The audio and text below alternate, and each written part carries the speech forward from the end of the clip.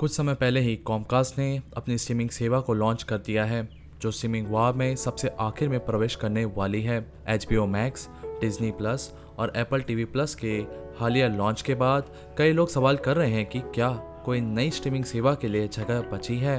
Peacock हालांकि अपनी शर्तों के हिसाब से प्रतिस्पर्धा करने वाला है, दूसरी स्ट्रीमर्स के रणनीतियों का पालन करने के बजाय।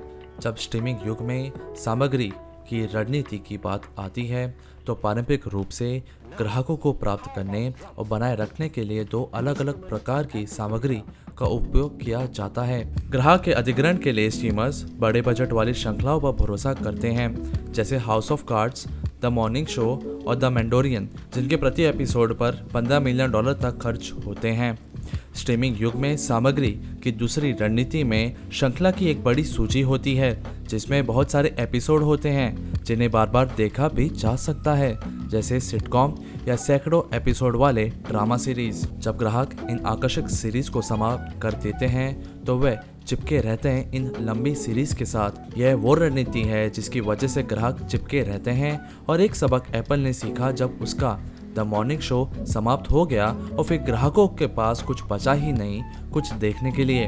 NBC यूनिवर्सल, जो कि NBC जैसे नेटवर्क का मालिक है, यह विशेष रूप से बड़े बजट वाले ड्रामा सीरीज के निर्माण में हमेशा कमजोर रहा है, लेकिन टीवी सीरीज के प्रदर्शन में इसने हमेशा अच्छा किया है, जैसे कि रियल हाउसवाइफ्स और कीपिंग अप विद कार्दाशियन, और लेट नाइट शोज जैसे कि Late Night with Seth Meyers और The Tonight Show with Jimmy Fallon, और सिटकॉम जैसे द ऑफिस और पार्क्स एंड रेक, और लंबे चलने वाला ड्रामा सीरीज जैसे लॉ एंड ऑर्डर और शिकागो फायर। ये वो सामग्री है जिन्हें बार बार देखा भी जा सकता है और जो ग्राहकों को चिपका के भी रख सकती है, और पीकॉक इस रणनीति में सबसे अच्छा है। और $15 मिलियन खर्च करने के बजाय, वो भी प्रति एपिसोड, और उम्मीद करना कि सीरीज सफल हो जाएगी, तो ये उससे तो बेहतर ही है। इसके बजाय पीकॉक अन्य स्टूडियो से दूसरे सिटकॉम और लंबे चलने वाला ड्रामा सीरीज भी खरीद रहा है, जैसे कि एवरीबॉडी लव्स रेमंड, जो वायाकम CBS का था, और 2.5 Men, जो वार्नर ब्रोस का था। हालांकि इस सेवा ने कुछ नई सीरीज में निवेश किया है, जैसे कि Brave New World, Battlestar Galactica और डॉक्टर डेथ, और उन पर कम बजट लगाने और विपणन की कमी के आधार पर स्पष्ट होता है कि ये इतने महत्वपूर्ण नहीं होंगे।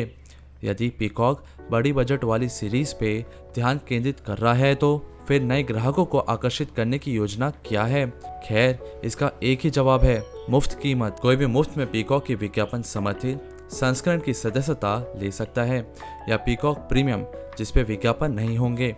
यह विज्ञापन समर्थित मॉडल NBC यूनिवर्सल के केबल प्रदाता की ताकत दिखाता है, जो कि बहुत सारे नेटवर्क के मालिक हैं और जिनका अधिकतम राजस्व विज्ञापन से आता है।